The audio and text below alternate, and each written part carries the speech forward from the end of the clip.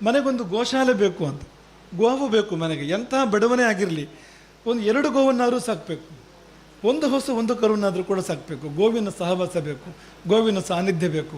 ಅದು ಉಸಿರಾಡದ ಗಾಳಿಯಲ್ಲಿ ನಾವು ಉಸಿರಾಡಬೇಕು, ಅದು ಮೆಟ್ಟಿದ ಮಣ್ಣಿನಲ್ಲಿ ಓಡಾಡಬೇಕು. ಆ ಮೆಟ್ಟಿದ ಮಣ್ಣನ್ನು ತಲೆಗೆ ಹಾಕ್ಕೊಳ್ಬೇಕು ನಾವು. ಶ್ರೀಕೃಷ್ಣನಿಗೆ ಆ ಪೂತನೆ ಬಂದು ಕಾಡಿದಾಗ, ಪೂತನೆಯ ವಧೆಯ ನಂತರ ದೃಷ್ಟಿ ತೆಗಿತಾರೆ.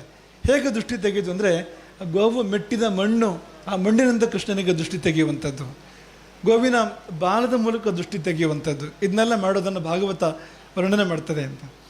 ಶ್ರೀಮಂತ ಅಂದರೆ ಯಾರು ಅಂದರೆ, ಯಾರಲ್ಲಿ ಹೆಚ್ಚು ಗೋವುಗಳಿದೆ ಅವನು ಶ್ರೀಮಂತ, ಗೋವಿಲ್ಲದವನು ಬಡವ. ಪ್ರಾಚೀನ ಕಾಲದ ಪರಂಪರೆ ಇದು. ಆ ಕಾಲದ ನೋಟು ನಾಣ್ಯ ಯಾವುದು, ಕರೆನ್ಸಿ ಯಾವುದದು ಅಂದರೆ ಗೋವು ಅಂತ. ಹೆಚ್ಚು ಗೋವುಳ್ಳವನು ಶ್ರೀಮಂತ ಅಂತ.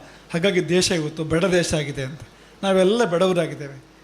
ಹಣಕಾಸು ಕೋಟಿ ಕೋಟಿ ಇರ್ಬೋದು, ಆದರೆ ಒಂದು ಗೋವು ಇಲ್ಲ ಅಂದರೆ ನಮ್ಮ ಭಾರತದ ಪರಂಪರೆಯ ದೃಷ್ಟಿಯಿಂದ ಅವನು ಬಡವ ಅಂತ.